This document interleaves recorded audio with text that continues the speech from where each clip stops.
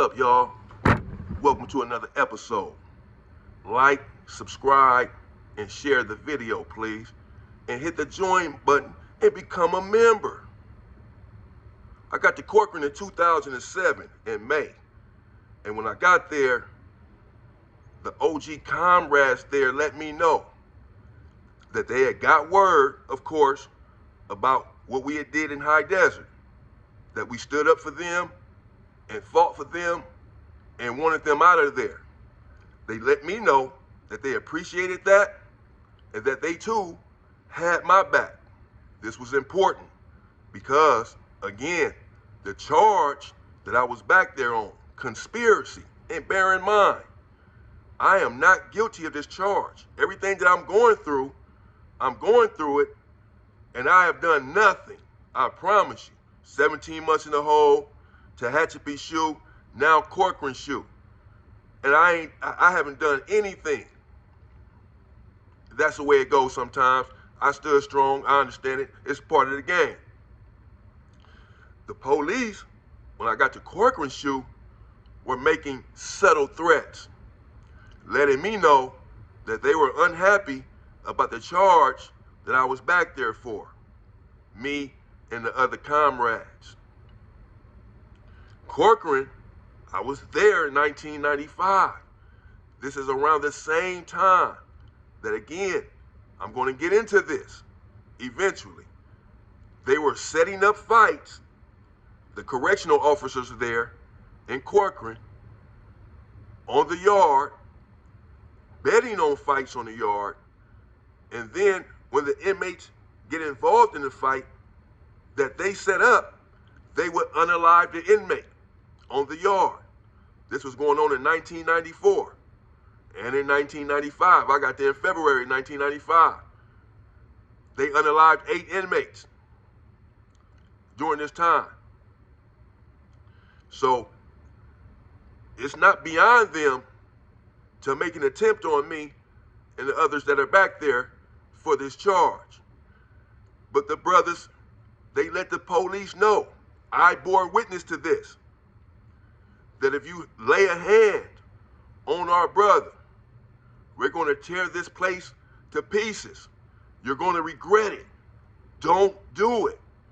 It was so strong, the message was so strong, I believed it in my soul today, that them brothers would have responded on my behalf.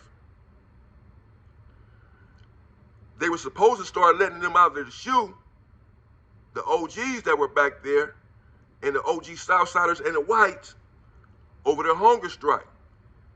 But 9-10 months later, they were still there. Sacramento was saying, we're going to release them. Just give us a little time. It takes time to do all of the paperwork, etc. They've been back here for a long time. And we just let them know that our patience has run out and we want them released.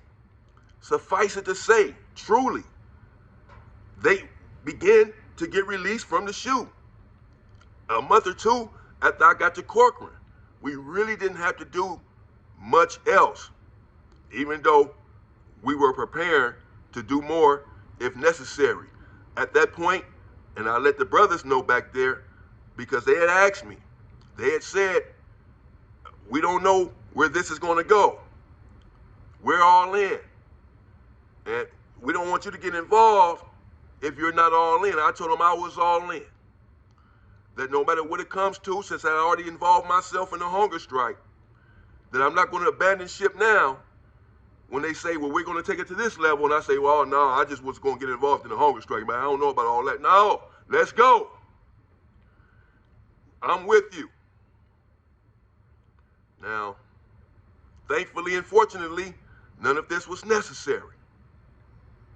Well, I had a partner there in the shoe. His name was Flaco. He was a Southsider. Couldn't have been any more than 20 years old. May have been 19. Very skinny dude. I mean, he was small. I used to say to myself, Flaco don't have a chance against anybody. Seriously, this dude was too small. He was too skinny.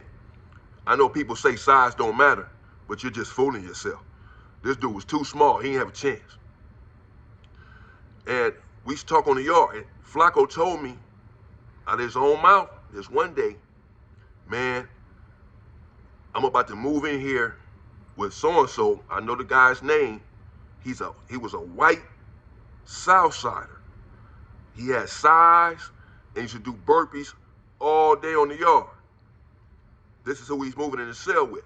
But Flaco said, I'm moving into there with him because they think that I ratted. I said, yeah? He said, yeah. So I'm supposed to get a DP, but I didn't rat. And I said to myself, this ain't good. It's not about to be a DP, Flaco. But he's 19 years old, 20 years old. He don't know no better. He really think he finna go in here and get a DP for telling. I know better. And as I said, and it's true, most of the unalivings, they happen in the cell. I can break this down for you. I know why this happens and who does it and why the most. Flaco, the guy whose cell he was moving in was 2 cells down from me. So one night, Flaco goes in there right at count time. The police move him in there. They got him handcuffed. You can look out the side of your door in prison and see what's coming on the tier. They got a little slit right there. You can look out the side of your door. I'm looking, Flaco's right there, 2 cells down. He's about to move in the cell with him. The police put Flaco in the cell, uncuffed him because he was cuffed up, and they walked away. After the police left out of the section and closed the door, about maybe it didn't take long, maybe 2 minutes later, he was just waiting to make sure the police was gone. All I heard was a bang against the door. It wasn't even that loud, as if someone was trying to resist, and he just got him, boom, against the door real good. And then I heard a scream, almost like a yelp, like he couldn't even get it all the way out. Just like, ah, that's it. That scream, I promise you, it haunts me today. I think about that scream all the time. It was 2 cells down from me. And I didn't hear anything else. And I knew at that moment, it was all bad. I knew it. The police still didn't come running in the section. They didn't hear anything. At count time, actually that was count time. So he came around for count, and when he came around for count, you had to turn on your bright light for count. And when he turned on his light for count, the police is telling the dude on the bunk, move. They want you to move. At some count times, they want you to stand up. They do a standing count. At like 4 p.m., it's a standing count. You have to stand up for this reason. They want to make sure you're alive. But the other counts, you don't have to stand up, but they still want you to move to make sure you're alive. So they telling him, Flaco, basically, to move. And he's not moving. So they told the cellie to cuff it up. They cuffed the cellie up, and they went in there and got Flaco. They brought him out on a stretcher in handcuffs. He was laying down in handcuffs, and his head was tilted to the left side, and they had the oxygen mask on him. But he wasn't moving. I'm sitting there looking at it. He was not moving. He was not moving at all. I said, oh, man, this is bad. It's bad. Then the police came back to finish their count just a few minutes later, and people were asking him, what's up, man? What's up with so-and-so? What happened? He all right? And the police said it right then and there. This is just like 15 minutes later. He's unalive. He's deceased. He's gone. Everybody said, man, you for sure, man, he's gone. It's a wrap. He's gone. And that was that. 2 days later, an OG from Compton, who I know from a mainline yard, and he's an old school thinker. And it's some OGs in there who are very old school and very set in their ways. And he was in a cell right upstairs from me in the vent. I can talk to him in the vent. I was talking to him all the time. He's upset. He's in a cell with a non-affiliate. someone that doesn't gangbang. He's not from any car. The police sometimes will tell you to write a kite, like in the shoe, if you need toilet paper or you missing something out of your lunch, they'll forget. So they say, man, just put it on a piece of paper and give it to me, so I won't forget. And apparently, that's what the non-affiliated did. He had wrote a little something on the kite, asking for some toilet paper or what have you, and gave it to the police. OG from Compton said, man, he thought I was asleep when he gave the police the kite. And all I know is that he gave him the kite, and I just lost it. And dude came out also on a stretcher, leaking very badly with the oxygen mask on his face. I thought he wasn't gonna make it. This is too, man, I said, man, you know what? You just can't escape it in these California prisons, no matter where you go. It put me on edge and it put me on alert that even back there in the SHU program, I have to be mindful, cautious, smart, and safe. I have to continue my workout, continue my studying, make sure my shoes are on early in the morning, because the police can open your door and let some people run in there. I don't trust anything, particularly, again, because of what I'm back there for.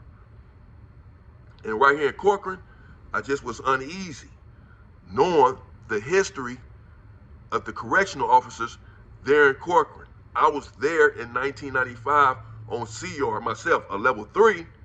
A lot of things were still happening, but a lot of it had to do with the police. And there were a lot of assaults by black human beings there in Corcoran against the police, man. They were taking it to the police. And so the police were responding in ugly ways. And so I didn't trust the situation. But fortunately, I came out of it. And in 2008, I went back to the main line. I went to Salinas Valley, a level 4 180. And I'm gonna get to that soon. I still have to get to high desert. And I will. But the SHU, again, I'll repeat it, I'll reiterate it just to emphasize. It's vicious. It is torture. You will have to be strong, just like you have to be in any part of any prison system, because you don't have your freedom. But particularly in the SHU, it's especially cruel. And if you don't have fortitude, you're going to be exposed and you may not make it. It is that serious. Again, the best remedy is to stay free. Someone asked me if I regretted going to prison. The short answer is yes, of course. I lost a lot of my life, a lot of years. I don't even have children because I was in prison so much. So yes, you know, everyone that has never been in prison has a big head start on me. They're 25 years ahead of me, or at least they should be. And I'm out here trying to play catch up. So yeah, I lost a lot of my life. Yes, I regret it, which is why I take my time to convey these messages to the youth, so that 30 years from now, they don't have to be sitting here making videos saying how much they regret their actions. They can listen and not make those mistakes. Coming up, I'm gonna do burpees live, a demonstration. I'm gonna do a routine, give you guys the count, how we do the burpees, why we count them this way, and see if you guys can hang with a 50-year-old man. Stay free, people.